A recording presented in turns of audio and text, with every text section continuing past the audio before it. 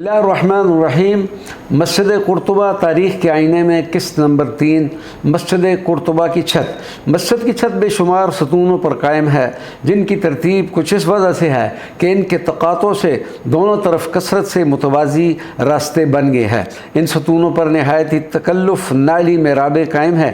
ये नाली मेराबें न सिर्फ इस अजीम मस्जिद का वजह इम्तियाज़ हैं, बल्कि हस्पानवी तर्ज तामीर की पहचान बन चुकी हैं। जामिया कुर्तुबा के इन सतूनों पर दोहरी महराबें बनी हुई है, जिन्हें एक महराब पर दूसरी कायम करके इन्हें छत से मिला दिया गया है। इन महराबों पर कहीं कहीं कुब्बे बनाए गए थे, जिनमें से चंद एक अभी तक बाकी हैं। छत ज़मीन से 30 फुट के करीब बुलंद है, जिसकी वजह से मस्जिद में हवा और रोशनी का हसूल आसान हो गया था।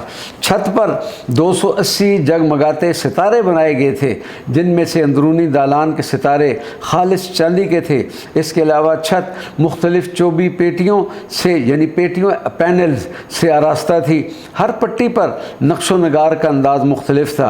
मस्जिद के वसत में तांबे का एक बहुत बड़ा झाड़ मुअल्लक था, जिसमें बैक वक्त 1000 चिराग जलते थे। ख़ास दालान के दरवाज़ा पर सोने का काम किया गया था, जबकि महराब और उससे मुत्तसिल दीवार सोने की थी। संगे मरमर के सतूनों पर सोने के काम से उनकी तज़ीन व आराइश का काम नहायत नफासत से किया गया था। अब्दुर्रहमान अद-दाखिल के बाद अमीर हिशाम अव्वल मसनद अमारत पर मुतमक्किन हुआ। उसने भी इस मस्जिद की तामीर व तोसी का काम जारी रखा। उसने तो अपने दौरे हुकूमत के 7 सालों में तमाम माल गनीमत का 5वां हिस्सा मस्जिद की तामीर पर खर्च किया।